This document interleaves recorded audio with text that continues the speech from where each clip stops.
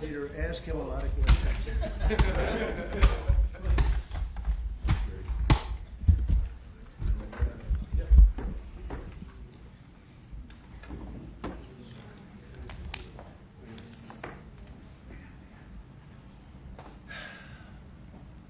You all set?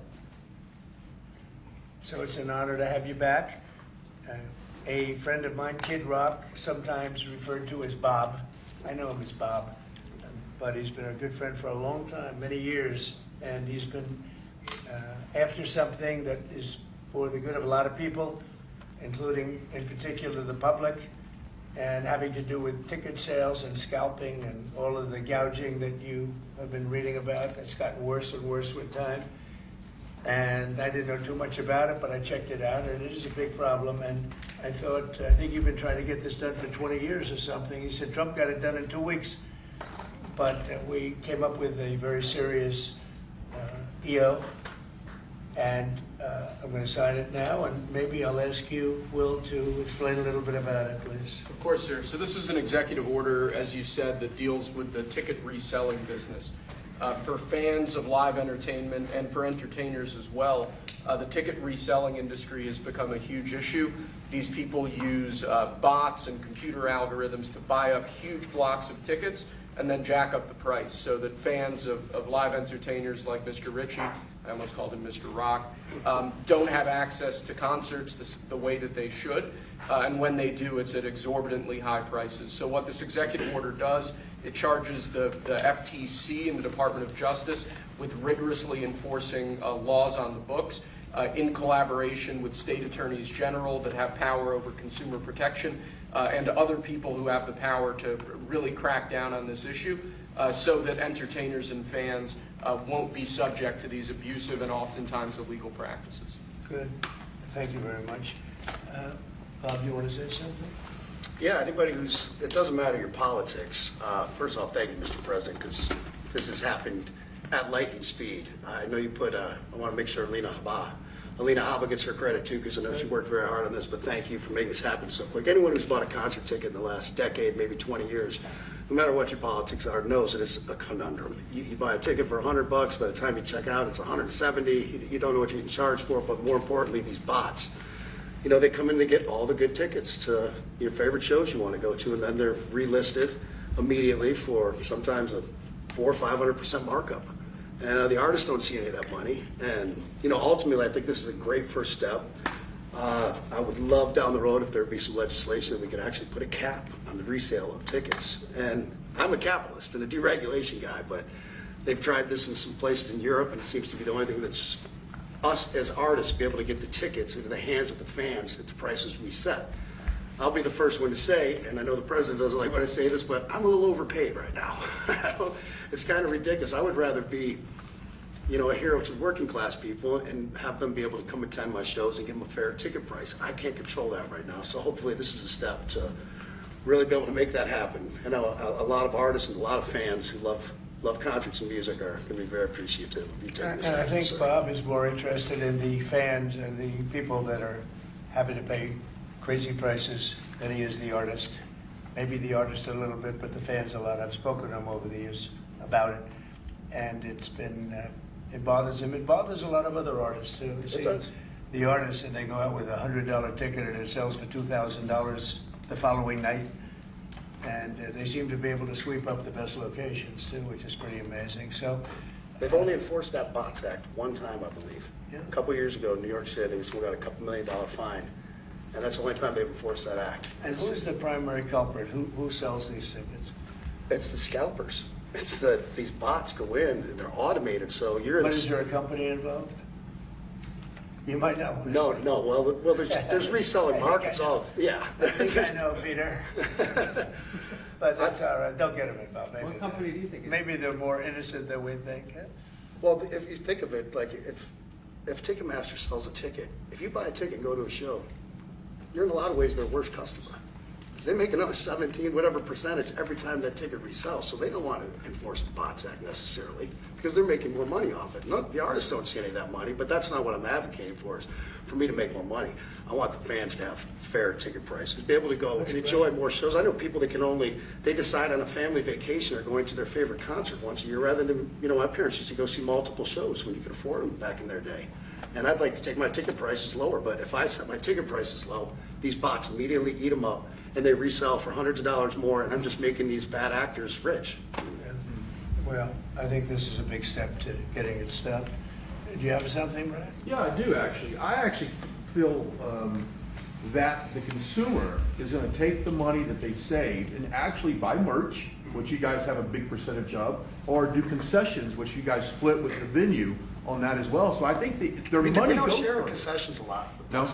No, those are, we try to, but they don't want to share it in the beer prices and parking or any of that stuff. But the bottom line is there's money for everyone to be made. There's plenty of money to go around. No one's going to really lose here. Ticketmaster, if we can get a cap, they're going to lose some money. But I've already talked to CEO Michael, and he's given me his word. He's on board for it. I was talking to Jacoby with Papa Roach earlier, and by the way, he's a big fan of what you're doing, President Trump, digging into this whole scalping and the bots. A lot of musicians, you can say that, they're with Kid Rock, sir. Good. On this, I think so. without a doubt. A lot of people are. President Trump, would you ever wear a jacket like that? I don't know. I was thinking about doing it for tomorrow. We have a big event coming up, and I was thinking about doing it, but I'm not sure. So you recently bought a Tesla for White House staff I did. to use, but now there's all these domestic terrorists targeting Teslas. Are the staff scared to drive it? I don't think so. I haven't heard. They were complaining. I did buy one, and I let the staff use it. We have it parked conveniently, and one day we give it to Margot, one day we give it to Chamberlain, give it to Natalie, we give it to everybody around. Give it to Dan Scavino, but he's got so much money it doesn't matter. But they love the car, and it's a great car, and it's made here. It's made in the country. He's got a tremendous plant now in Texas, and he has one in California. Does a lot of his work here, and he's been really unfairly treated, in my opinion. I travel. And Yeah. there's this other story, I know it's hypothetical right now, but if you were allowed for some reason to run for a third term, is there a thought that the Democrats could try to run Barack Obama against you I'd love for that. his third term? Boy, I'd love that. That would be a good one. I'd like that. No, people are asking me to run, and there's a whole story about running for a third term. I don't know. I never looked into it.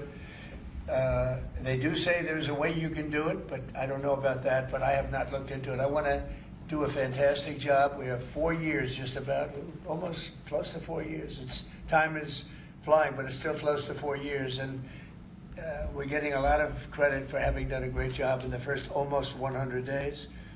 And we have some big things we're going to be announcing over the next 2 days, and you know very well, Peter, and I think it's going to be something that's going to bring a lot of wealth back to our country, tremendous wealth back to our country, actually. And other countries are understanding it because they've been ripping us for 50 years longer, but they've been ripping us off for years, right from the beginning. And I think this is going to be an amazing, I call it a lot of different names, but it's really, in a sense, it's a rebirth of a country, because how we could have afforded to do what we did.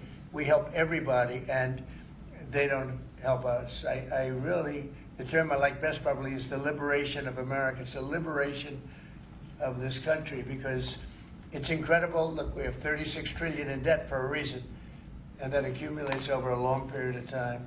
So I think what you're going to be seeing over the next couple of days will be very inspiring to a lot of people. They had a lot of auto plants being built in a certain country. I don't want to mention the country because we get along great with the country, but those plants aren't being built there anymore. They gave them up today and yesterday, day before, and they're building them all now in the United States. And we have many examples, not only auto plants, chip companies from Taiwan are coming in. The biggest, Mr. Wei, he's big. I said, you are a smart guy, aren't you? I've been reading about him over the years, but he controls a large portion of the chip business, as you know. You don't get smarter. They're going to be investing $200 or $300 billion. Apple's investing $500 billion. They always built their places in China. Now he's building here. I think because of you speak to Tim Cook, because of the election, but maybe more importantly because of the tariffs. You know, he's got really an obligation to do it. But we have many, many companies that you haven't even heard of. But I think we'll be at $5 trillion very soon. And if you think about this, we've never been anywhere near that. I don't know if we've ever been at $1 trillion. What do you mean by that? We're 500. What do I mean by trillion? 5 trillion. What are you referring to, sir? I think that we're going to be at $5 trillion of investment. I think you're going to have investments very shortly. We're already 3.5, and we have commitments, verbal commitments for a lot more. And numbers like that have never been done in this country. And it's going to get harder. This is in 2 months. It's really in less than 2 months, because since we've really gone out with it. And we have other interesting things happening. But to me, the whole tariff situation, and essentially they've done that to us for many years. So if we're anywhere near 5 trillion in 2 months, this could be numbers like the country's never seen. And every time you hear a dollar spent, that's another job, because the jobs are coming with it. So auto plants, chip plants, pharmaceuticals, lumber coming in. We have things happening in this country. I'm not sure that they've ever seen it. Steel, you know, we have tariffs on steel. They've been here for a while. Steel and aluminum. Nobody's ever seen anything like we're witnessing now. Nobody's ever seen anything. Most of you agree with that. I mean, it's nothing much you can't agree with. We have things happening in terms of jobs and investment, the likes of which I don't think we've ever seen. If you look at, let's say, $4 to $5 trillion in a period of a month and a half, that's even more than you do with your concerts, which are always sold out, right? Nobody's ever seen numbers. And think of it, where Apple's at 500 billion, as I said, but they always used to spend that money in China. Now they're spending it here.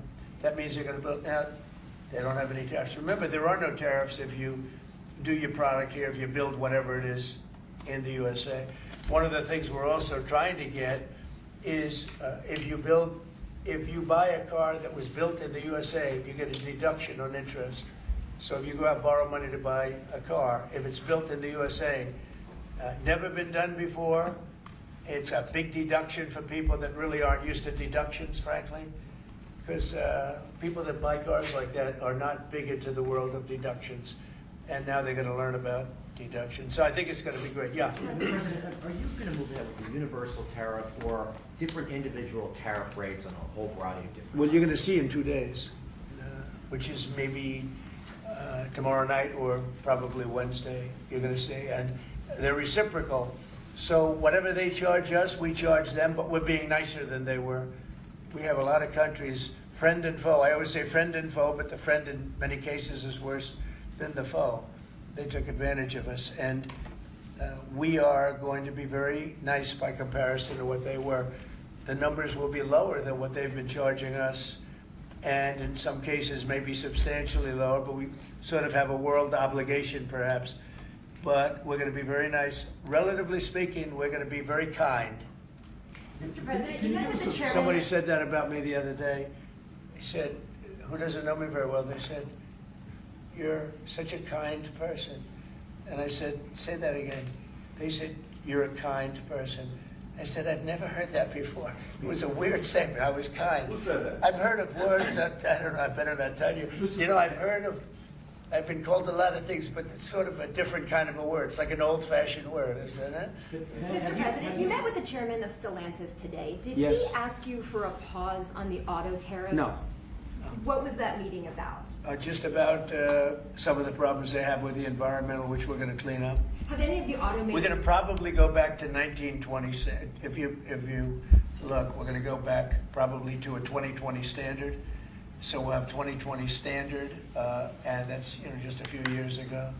Oh, they're making it so difficult all over the world. They're making it. It doesn't mean a damn bit of difference even for the environment. It doesn't matter. They make it impossible for people to build cars. So we're going to be doing much different. 2020 is a strong standard, but they've taken it to a level now that makes it very difficult to build a car. So we're going to be bringing it back to a standard that is a very good environmental standard, but it makes it possible to build a Have car. you heard any concerns from the automakers, though, about the tariffs on parts that will go into No. effect over the coming They- weeks, about they what all that's going know. to mean for the price of? Well, I gave them a American-made big break parts? for a month. I didn't charge them anything, for a big month, for that first month. And they brought a lot of material into this country because they could bring it in without tariff. If you look at Canada and Mexico, they were driving hundreds of thousands of cars into the market because they avoid the tariffs by doing it before the tariffs go on, which would be Wednesday. And I saw some of your shows where cars are lined up for miles and miles. Some of them didn't have fenders on them. Some of them didn't have the roof on yet. They're driving it here brand new. They're driving it in because they want to avoid the tariffs. I let them have that. They sort of took advantage of it because, that wasn't part of the deal, but that's okay. Are there any They're countries- great American car companies, and so I gave them a little break on that. Yeah. Are there any countries that you're not targeting on Wednesday? Well, it depends. I said it's reciprocal. Not everybody has made a fortune, but almost everybody has, but not everybody. And the ones that haven't, we're going to be very nice to them. And on a separate issue. Because that word reciprocal is very important. What they do to us, we do to them. Okay. Can I just ask you briefly on President Putin? You said over the weekend, or indicated over the weekend, some frustration with him. How serious are you about imposing oil sanctions on No, I Russian want oil? to see him make a deal so that we stop Russian soldiers and Ukrainian soldiers and other people from being killed. But mostly it's Russian and Ukrainian soldiers. They're losing at least 2,500 human beings, beautiful human beings, a week. And I want it to stop. And some people would say, why do you worry about Russian soldiers or Ukrainian soldiers? I worry because it's like they're just like you people. They're like us. They're like all of us. And I seem to have an ability to do those things. And if I can do that, I think it's a very worthwhile thing to do. And I think we will. No, I want to make sure that he follows through, and I think he will. I don't want to go secondary tariffs on his oil, but I think, it's something I would do if I thought he wasn't doing the job. I did it with Venezuela, secondary tariffs, and you know what happened? Every boat left the harbor. Did you see that? It was a beautiful thing to see. The whole harbor emptied out. My words weren't even finished. I have these massive ships. They're actually taking the hoses and dumping them into there. They couldn't get out of there fast enough because they know I don't play games. So I think he's going to live up to what he told me, and I think he's going to fulfill his part of the deal. Now, then you have Zelensky, and hopefully he's going to live up. I see he's trying to renegotiate the rare earth. We did something because, as you know, the Europeans get paid back the money that they gave, and we don't, because Biden is an incompetent president. And he should have asked for rare earth, or he should have asked for the loans to be guaranteed in some form. That's what Europe did.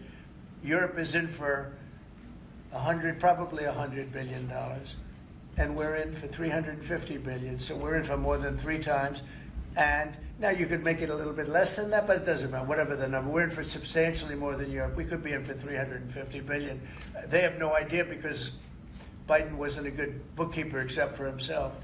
And what happens is we made a deal for rare earth. It was all done.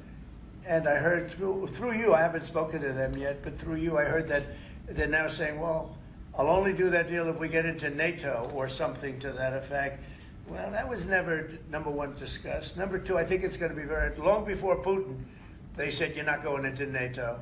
And it could be, that's probably the reason the war started, actually. We're hours away from a very special election. Wisconsin, Florida. I want to share your thoughts on Republican voters to not sleep on this. Yeah. 2 very important races you got. Well, it's a big race, Supreme Court race in Wisconsin. It's taking place essentially as it was early voting, and so we'll see what happens. It's a big race. I love Wisconsin. We won Wisconsin. Republicans typically don't do very well in Wisconsin, but I did. I actually won it twice. I actually probably won it 3 times to be exact. We played their side. Not probably. I won it 3 times. We had a rigged election the second time, but that's one of those things. We had to make this one too big to rig. Would you agree with that, Brian? Yes, Too sir. big to rig? Yes, sir. So anyway, but yeah, there's a big race, and I hope you get out and vote for the Republican. The woman is a radical left lunatic, and let's see who wins. But the woman will be very bad. And you know, Wisconsin's a big state politically, and the Supreme Court has a lot to do with elections in Wisconsin. So if whoever it is that's running, including, you know, even Senate races, et cetera, but whoever it is in 4 years that runs, having Wisconsin is a very big, you know, we won it early and big, but winning Wisconsin's a big deal. So therefore, the Supreme Court choice is the one you're talking about right now. It's a big race. It's going to be announced fairly shortly. President Trump, on TikTok, big week deadlines, you got Liberation Day and then TikTok deadline. Yeah, this we week. do, which I can extend if I want, but we have a lot of enthusiasm for TikTok, for buying it. I think TikTok is good. I used it I was a great TikTok guy, and we won by 36 points, the youth. You know, we won the youth, which Republicans don't do. Maybe it's because Kid Rock likes Trump, I don't know, but we won the youth by 36 points, and I attribute some of that to TikTok. Is the TikTok deal, the negotiations now, tied to a bigger tariff deal with China? No, but you know, it could be. I mean, you know I've used tariffs for lots of different reasons, but I could see, you know, 1 point in tariffs with China, big country, would be probably worth more than all of TikTok, as valuable as TikTok is. It's big stuff. So there's a great example. That's a great question, actually.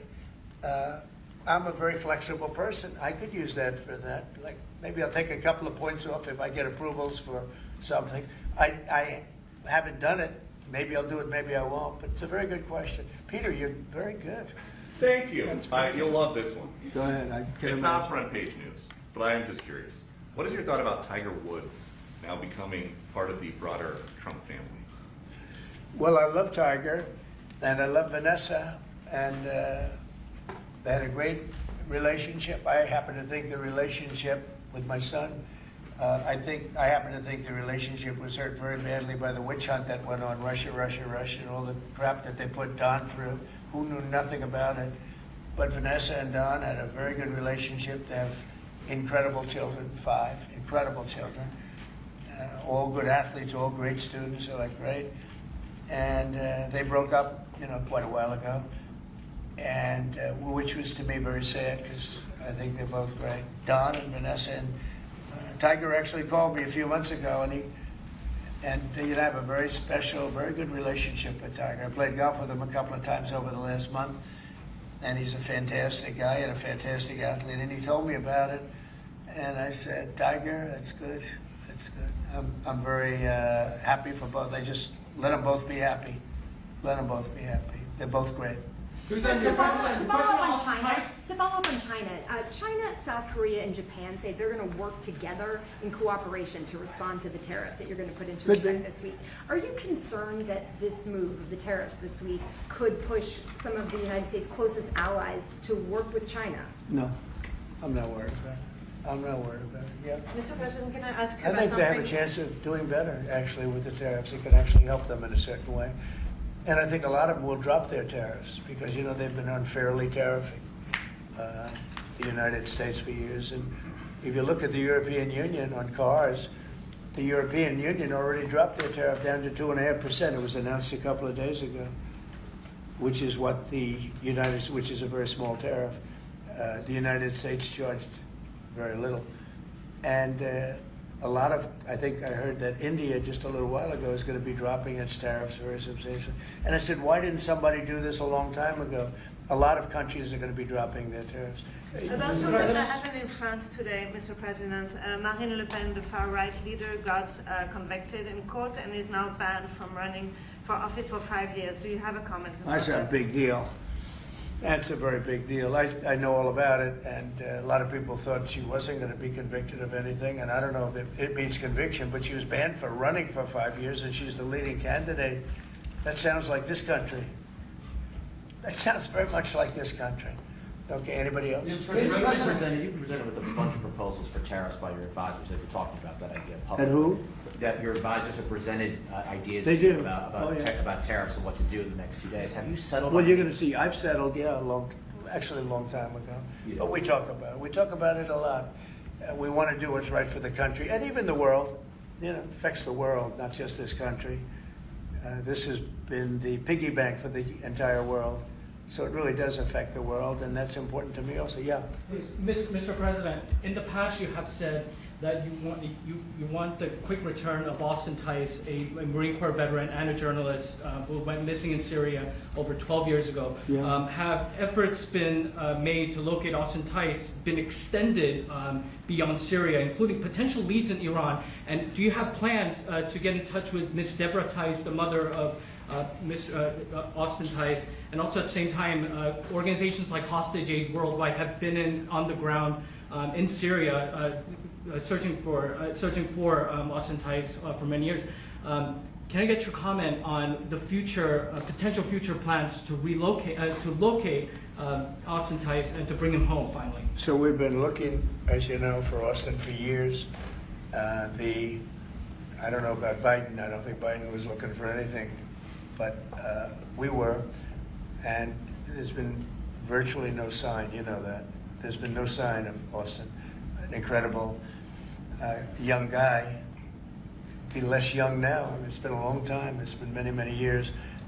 The mother is fantastic. She's a very committed mother that her whole life is to find her son, who was in Syria and just disappeared off the face of the earth. So, you know, a lot of bad things happen, but we're always, you know, we will never, until we find out something definitive, one way or the other, we'll never stop looking for him. But we have been, and the response, it's just a lot of dead ends. He's been gone for a long time. The problem is there's never been a sighting. You know, sometimes you'll have somebody, you're looking for him, and there's a sighting. There's never been a sighting of Austin, but we are out there, and we have great respect for his family and for his mother. She's been unbelievable. Yeah, Mr. please. President, a question about... No, behind you. Oh, apologies. Yes, you've had outreach with the leaders of Russia and China. You've made an outreach to Iran. When are you going to plan to reach out to North Korea and Kim Jong-un? Anytime in the near future? Well, I do. I have a very good relationship with Kim Jong-un.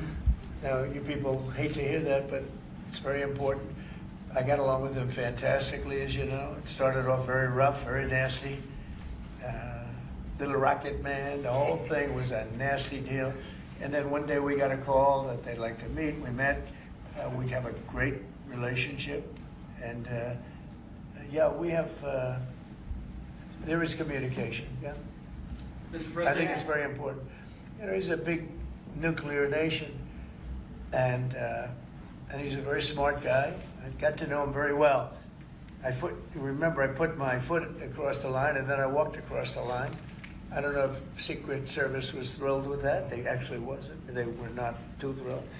But I have a very good relationship with him. Yeah, we'll probably do something at some point. Yeah, please. Jeff. Who's on your short list, Mr. President, to replace Elise Stefanik as U.S. Ambassador to the UN? So we have a lot of good people that want it. First of all, Elise is fantastic, and I just don't want to take chances where you guys saying, how is the election going? We have a congressional election that's a little bit close. I guess the one is in good shape, but the other one's a little bit close. But Randy Fine is a great guy. They're both good candidates. They're very good. But it's, you know, a little bit, we want to be careful. And Elise is very popular in her district, and so am I. We won by a lot of points, and so did she. And there's a lot of people that wanted to run for it, but we have no idea, are they going to win it? I think it's just security. And I said, Elise, what about going back? Because they love you there, and she's going to take a big leadership position with Mike Johnson and the group, the speaker.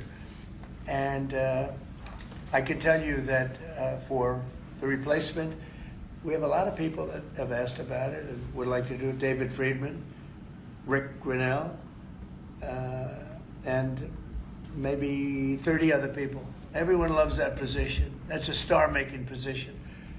And so we'll see what happens. But we have a lot of people that are interested in going to the United Nations, as you can imagine. Yeah. So we get a quick music question. Favorite song to play live is what? And then my question for you, Mr. President, your favorite rally you did last year, 2024. What was your favorite one? Favorite song to play live? Yeah, favorite song to play live. Oh, that's a tough one. It'd have to be one of the hits, probably Cowboy or Ball with the Bar. There's a song that I've played every night that was never a singular hit that I probably should not say the words to in this office right now. That is pretty much. You never met He a does, certain by the person way, like his me. rallies are amazing. He does great and gets big crowds. He's really a star when it comes to that. He is a very talented guy. I would say maybe Madison Square Garden. Yeah. Because anybody that was there, the owner of the garden, Jim Dolan, who's, to me, always been terrific. He said this, he's never seen anything like it. We had, when you announce Madison Square Garden, it's a big arena, but we sell out big arenas. We sold out in Milwaukee, we sold out at every big arena. We never had empty seats. It's amazing. They talk about Bernie Sanders gets 2,000 to 3,000 people. Everyone said, these crowds, I get 107,000 people in New Jersey. In Butler, PA, we had over 100,000 the second time. We had 55,000 the first time. We have big crowds. I would say Madison Square Garden because I grew up in New York and the garden is great. Jim Dolan treated us well, but everybody said they, because I think I could have filled it up 10 times. We had hundreds of thousands of people that were stacked all the way back to the Hudson River and on the other direction, back to Fifth Avenue. Nobody's ever said, I don't mean with a line, I mean like 50 deep, this way. The streets were closed, the whole thing, it was crazy. And when you take that, you want to do well at Madison Square Garden. You don't want to have empty seats. But we could have sold it out, Brian, 10 times, and everybody knew it. And I think we got a good indication that that's where the election was going. And we won every swing state, and we won by millions of votes. It was a great election, yeah. Mr. President, the U.S. military transferred 17 individuals to El Salvador overnight. Did you discuss with your team whether these deportations would run afoul of any recent court orders? No, I do want to thank, however, the president. He has been unbelievable and, in relation to us. But I think that our people have done an incredible job. I got elected on the basis of getting bad people out of our country that shouldn't be here, very dangerous people out of our country. And that's what I did. And then you have a judge that wants to take over. And I can't imagine it can be allowed. If it was up to him, they'd all be put back in our country. These are killers. These are drug lords. These are really bad people.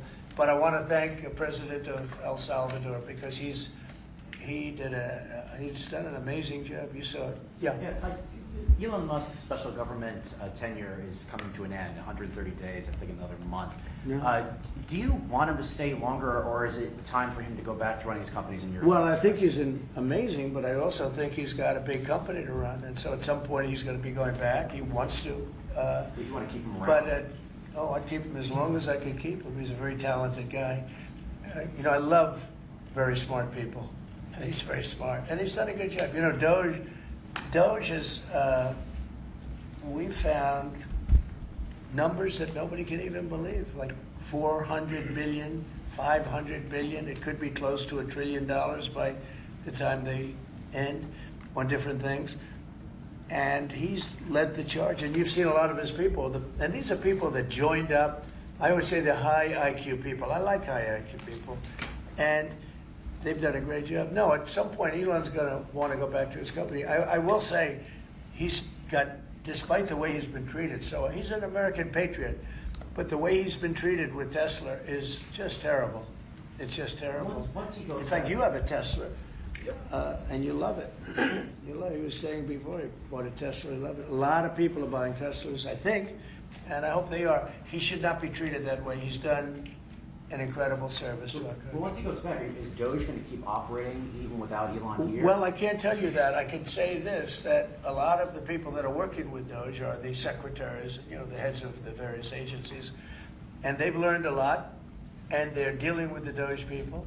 I think some of them may try and keep the DOGE people with them, but, at a certain point, I think it will end. But they have also gotten a big education, and they're doing a really good job. There'll be a point at which the secretaries will be able to do this work and do it very, as we say, with the scalpel. And that's what we want. Yeah, Jeff? Mr. President, have you had any updates on the U.S. soldiers missing in Lithuania? I have. Can you give us an update? So 3 are no longer with us, and 1 is unfortunately probably in the same category, but they haven't declared that yet. it was a very heavy truck, like a toy, but I mean, really heavy, that lifted the heaviest equipment. And it would seem that the bank of the lake collapsed, you know, the weight is so big. And it was at night, and it was very cold weather, and ice, a lot of ice. And it's possibly slipped, and the weight is so enormous of this thing. It's a massively heavy vehicle. And if they slipped a little bit, that's probably what happened, and it flipped. And 3 are gone, and 1 is missing. On a separate topic, follow-up on immigration, did you see the video of the Tufts University student who was taken off the street by ICE agents last week in hoodies and masks? There's been a lot of criticism of that. Are you comfortable with how that was handled? Well, I haven't really looked at it in any detail, but I will. I mean, I have seen it quickly, but not, I wouldn't want to comment on it. Yeah, please. Yeah, Mr. President, would you be able to confirm recent reporting that you are making plans to go to Saudi Arabia next month? And if so, why is Saudi Arabia so important? So, I have a very good relationship with the Middle East. In fact, if you look at Michigan, I won the vote by a lot. People were a little surprised. And I have a very good relationship with Mohammed and the king. His son is Mohammed, he's great. Crown Prince, actually he's Prime Minister too. He's got a lot of good titles, but he's great. And the king has been wonderful. And if you remember, last time I went to Saudi Arabia, I put him first on the list because they agreed to buy $450 billion worth of American goods, military and otherwise. And they did, and it was an unbelievable day. It was in this gorgeous ballroom, and companies were there from many, probably 100 companies, and they were given anywhere from $40 or $50 million to less, and more, actually. Okay, some of them were given numbers that were just many times that amount. I think we had a couple of $20 billion deals, and big stuff. And it's a very rich country because of oil, and we are a very rich country ultimately when we straighten it out because of oil. Oil is always good. And I agreed to do it again, and they've agreed to spend close to $1 trillion of money in our American companies, which to me means jobs. So they're going to spend hundreds of billions of dollars giving them to American companies that are going to be making equipment for Saudi Arabia and other places in the Middle East. And for that, I think it's worth it. I did it last time, $450 billion, and the press was there. It was one of the most unique days I've ever seen, where companies would get up and you're getting $20 billion. They named the company. The chairmen were all there, every chairman and top person in the company. You remember that, Peter? I don't know if you were there. You might be too young for that. I was on the Democratic campaign trail. It was boring. This was a much better deal. But it was amazing, actually. It was an amazing day. We sold and we partook in $450 billion worth of investment into American companies. And they announced the company, the amount of money, $1 billion, $5 billion, $25 billion. And the chairman of the company, many of whom, you know, well-known figures, prestigious figures, great business leaders, they went up, they shook the hand of somebody, and they would sit down, and we just had a big investment made. So it was a record. Nobody ever beat it before. $450 billion worth of jobs. I view it as jobs more than anything else. And now we're close to $1 trillion, so it's more than double the number that we did when I first came to office. And this trip takes place next month. It could be next month, maybe a little bit later, yeah. And we're going to Qatar also. And also we're going to possibly a couple of other countries. UAE is very important. It's a great leader in UAE. And I had his brother here the other night, if you saw that. We had a wonderful guy, a wonderful family. So we'll probably stop at UAE and Qatar, and as I used to call it, Qatar. Nobody's ever told me right or wrong. I always like to say Qatar, but it's Qatar. They like to say Qatar. And Saudi Arabia, the 3 of them, and then we'll go other places also. But in the Middle East, those seem to be the 3. And again, tremendous amounts of jobs will be created that in those 2 or 3 days. Thank you very much, everybody. Thank you. Thank you, press. Thank you, press. Headed out that door right there. Thanks, guys. Thanks, guys. Thanks, guys. Thank you, guys. Wait. Well, that was good. Okay, ready, everybody? You better do well with this. He's gonna do it, make sure everything is nice and clean, right, for your Make industry. America fun Because again. you're not in a clean industry. Hold that up. Okay? Thank you, everybody. Thank you, press. Thank you, press, everyone. Thank you. This way. Thank you, guys. Thanks, everybody. Thank you. Thank you. Did Biden do news conferences like this, Peter? I don't think. He was never standing next to somebody who looked like they were about to be shot out of a cannon.